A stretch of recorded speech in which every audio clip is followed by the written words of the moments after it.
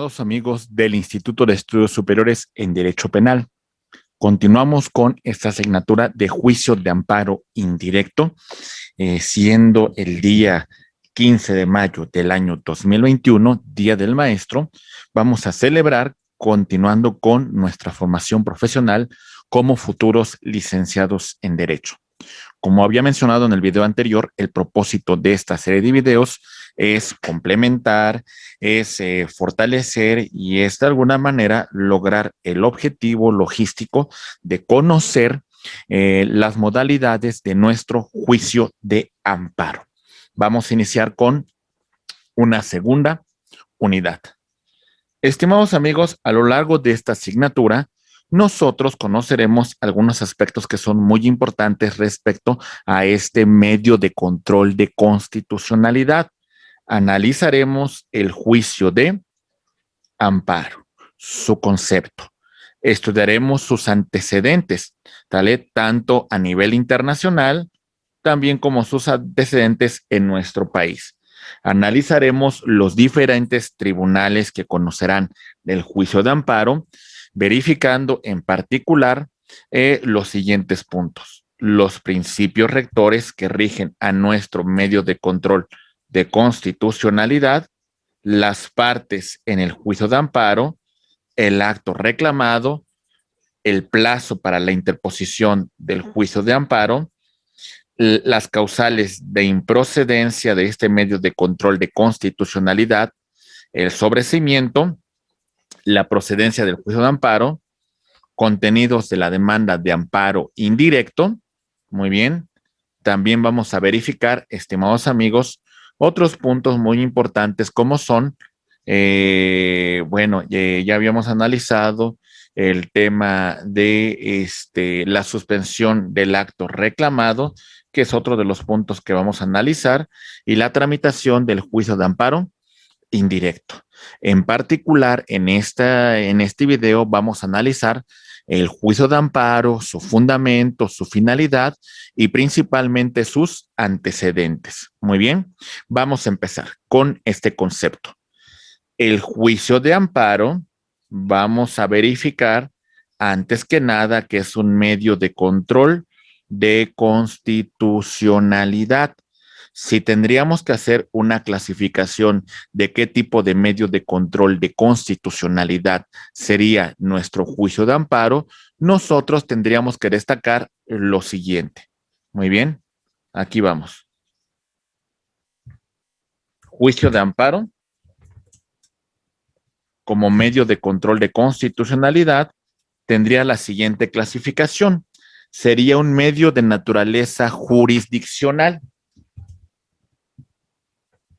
porque la función de defensa de la Constitución se le va a encomendar al Poder Judicial de la Federación por conducto de la Suprema Corte de Justicia de la Nación, por conducto de los tribunales colegiados de circuito, por conducto de los tribunales unitarios de circuito y por conducto de los juzgados de distrito.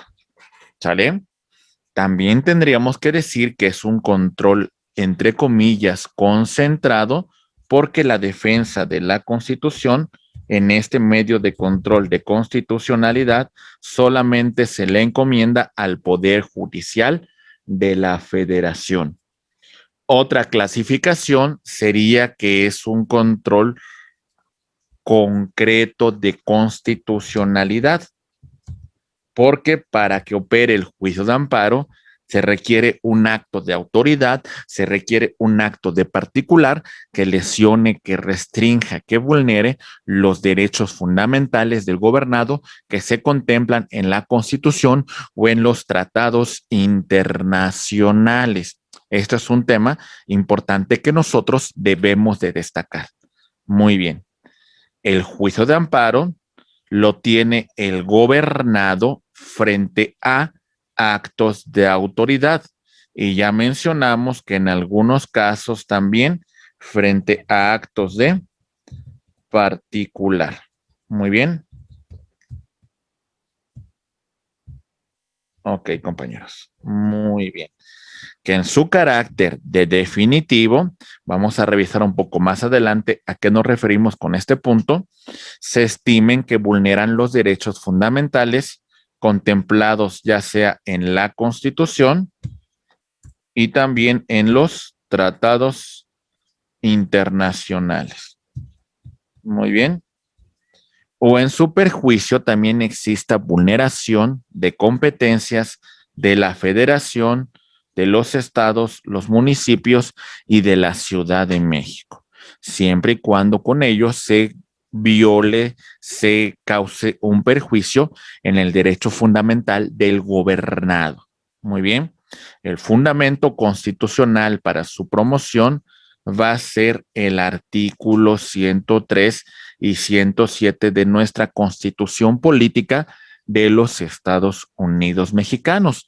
Pero también tenemos el fundamento legal en la ley reglamentaria de los artículos 103 y 107 de la Constitución Política de los Estados Unidos Mexicanos, también conocida con su nombre de Ley de Amparo.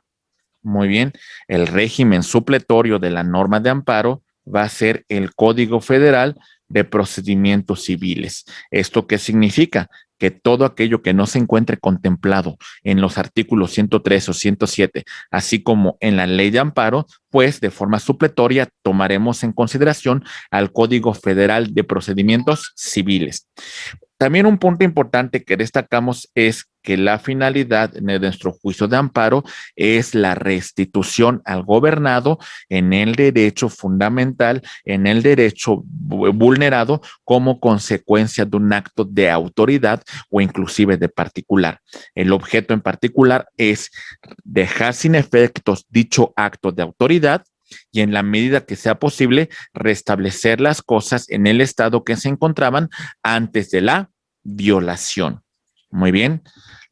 En cuanto a los antecedentes del juicio de amparo, debemos destacar antecedentes a nivel internacional y a nivel nacional.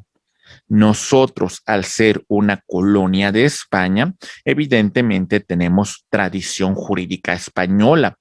Y dentro de esta tradición jurídica española, que tiene poco más de 700 años, destacamos varios temas de control, de protección a los derechos de los súbditos españoles.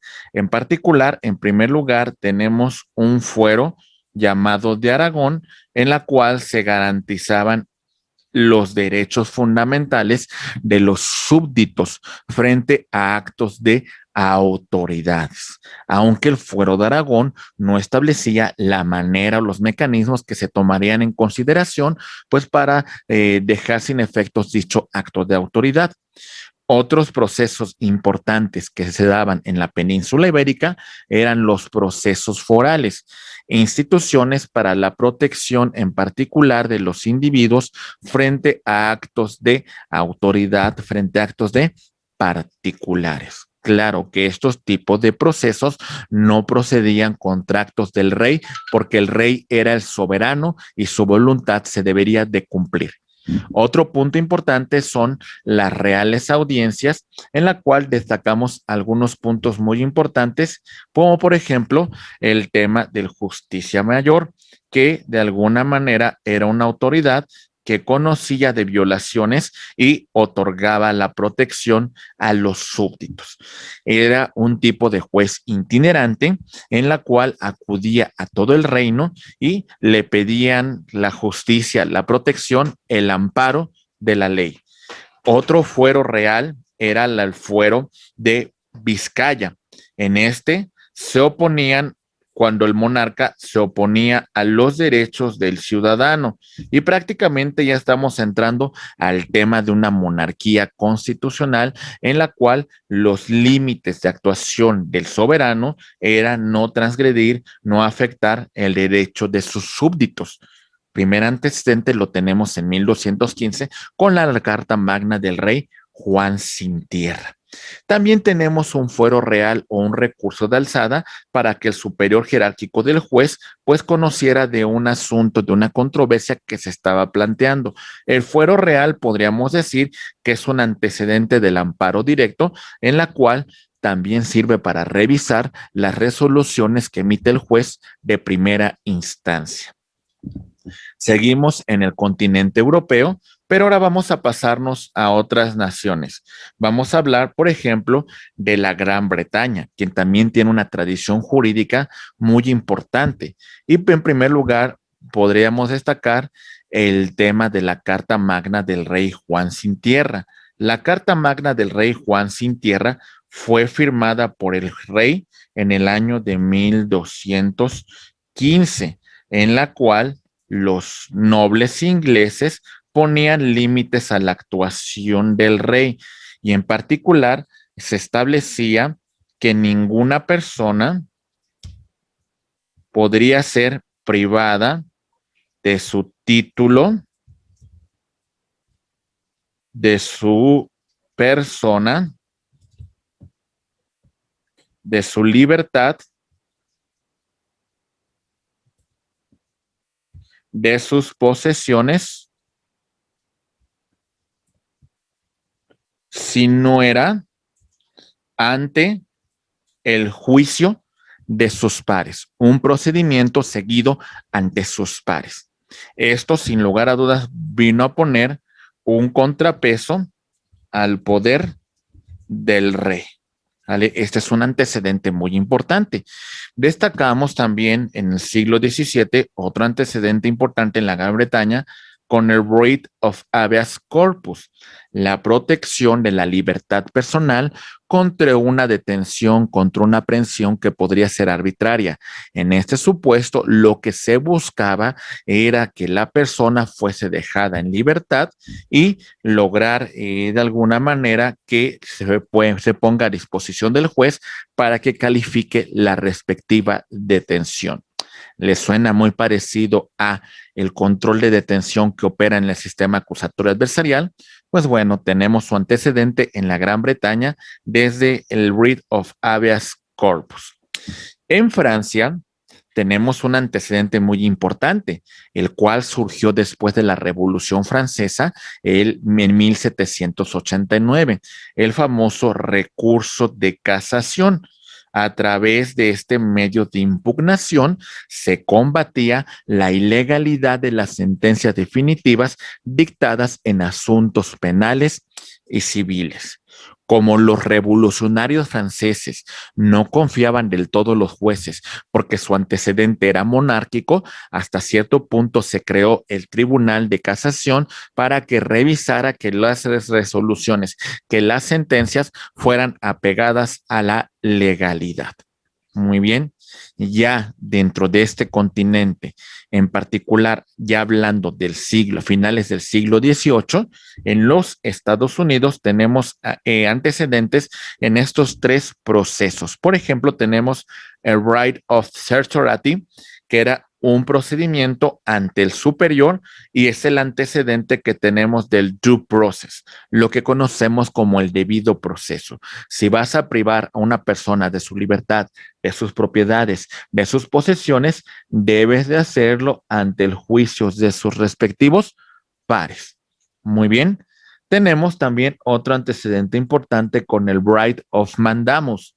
El Writ of Mandamus era una orden que un superior daba a un inferior y este inferior debería de cumplir con ese mandato, con esa disposición. Tenemos también otro antecedente fundamental con el Right of Injunction. Es un mandamiento derivado de un tribunal de equidad que impide, que suspende una ejecución. Hasta cierto punto, este es el antecedente, compañeros, que podemos destacar sobre la figura de la suspensión del acto reclamado. ¿Vale? Para que veamos que es muy importante recurrir a la historia y de esta manera comprender cómo funcionan nuestras instituciones jurídicas. Bien, vamos ya a pasarnos a los antecedentes más importantes en México y en particular podríamos inclusive hablar que existían disposiciones normativas desde la época prehispánica, pero sin embargo, como tal, no se daba, no se tutelaba derechos para todos, solamente era para los nobles, para los sacerdotes. Pero un antecedente más enfocado con el juicio de amparo lo podemos encontrar nosotros en la época colonial. En la época colonial existía un amparo virreinal que era muy similar a lo que vimos cuando analizamos los antecedentes de España y analizamos el tema del justicia mayor. Se amparaba a los súbditos en contra de decisiones de autoridad que iban en contra con la disposición del monarca. También otra cuestión importante, aunque el monarca era el soberano, también había ocasiones que si la decisión del soberano restringía la libertad, restringía los derechos de sus súbditos, se decía que se obedezca la orden del soberano, pero que no se cumpla. Era un antecedente que podríamos destacar sobre nuestro juicio de amparo. Otro antecedente, un primer medio de control de constitucionalidad que podemos señalar en nuestro país, lo tenemos en la Constitución Centralista del año 1836, la denominada Siete Leyes Constitucionales. En esta tenemos la creación de un supremo poder conservador. Ese supremo poder conservador en realidad era un cuarto poder. Teníamos tres poderes: un poder ejecutivo, un poder legislativo y un poder judicial. Pero había un poder que se encargaba de revisar que los actos de estos poderes estuvieran apegados a la Constitución. Este poder se denominó, compañeros, Supremo Poder Conservador. Su creador era un gran jurista que estudió en Francia, Concilies, llamado Manuel Sánchez Tagle, ¿vale? Que su principal inspiración para este medio de control de constitucionalidad es el Tribunal de Casación que existía en Francia, ¿vale? Este es un primer antecedente. Sin embargo, con las reformas del año de 1843, prácticamente se suprimió la existencia de el Supremo Poder Conservador. Muy bien, tuvo una vida efímera este poder.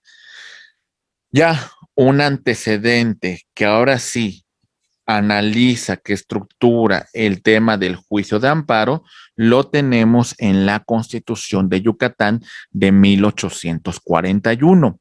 Como México había adoptado el centralismo como forma de Estado, Yucatán decretó su independencia. Entonces, Yucatán se separa de la República Mexicana y empieza a elaborar su proyecto de constitución. Este proyecto de constitución es presentado por un filósofo, por un estudioso muy importante de esa época que es don Manuel Crescencio, Crescencio Rejón, ¿sale? El padre del juicio de amparo. Su estatua la podemos encontrar en la escalinata de entrada de la Suprema Corte de Justicia de la Nación. Y don Manuel Crescencio Rejón, en su proyecto de constitución de Yucatán de 1841, estableció que este medio de control procede contra leyes o decretos, ¿sale? Leyes y decretos que en este caso en particular emanan del poder legislativo. Y también procede, decía don Manuel Crescencio, contra actos del poder ejecutivo. ¿Sale? Bajo este supuesto, establecía un principio, el principio de instancia de parte agraviada. Lo solicitaba el gobernado, que consideraba que el acto de estas autoridades legislativas, ejecutivas, vulnerasen los derechos que se encontraban contenidas en la Constitución de Yucatán. Y en ese sentido, la autoridad que era el Poder Judicial, el Tribunal Superior de Justicia de Yucatán, dejaría sin efectos dichos actos y restituiría al gobernado en el goce del derecho que fue vulnerado. Como todos sabemos, Yucatán se volvió a incorporar a la República Mexicana y el proyecto de don Manuel Crescencio Rejón fue conocido por un gran jurista tapatío, don Mariano Otero, que vivió muy pocos años, si no más recuerdo, murió a los 33 años, pero presentó su voto particular en el Acta de Reformas de 1847. Y entonces don Mariano Otero plantea, federaliza el juicio de amparo, señalando que este medio de control de constitucionalidad procede contra actos del poder ejecutivo, contra actos del poder legislativo, ¿sale? Cuando hablamos del ejecutivo, hablamos de nivel federal y también a nivel local. ¿Vale? Hablamos del legislativo también en su aspecto federal con el Congreso de la Unión y también sobre las legislaturas de los estados, que en este supuesto se establecía que se vulneraran los derechos fundamentales del gobernado, ¿sale?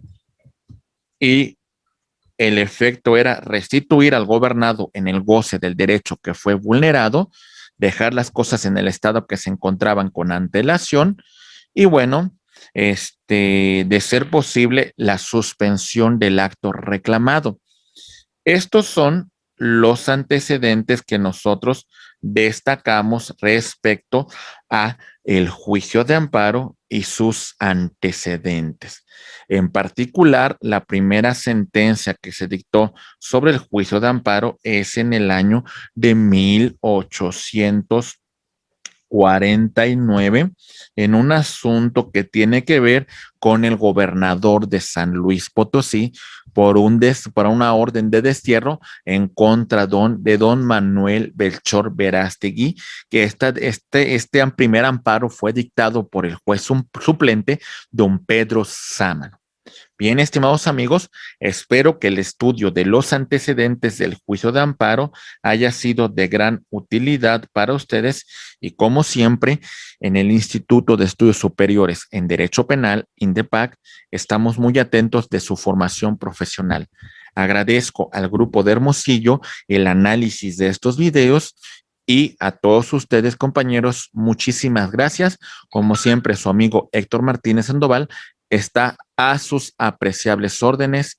Dios los bendiga y mañana, el día 16 de mayo del año 2021, vamos a desarrollar el contenido temático de las unidades consecuentes de esta materia, que es juicio de amparo indirecto, que es la penúltima de su licenciatura en Derecho. Muchas gracias. Estoy para servirles.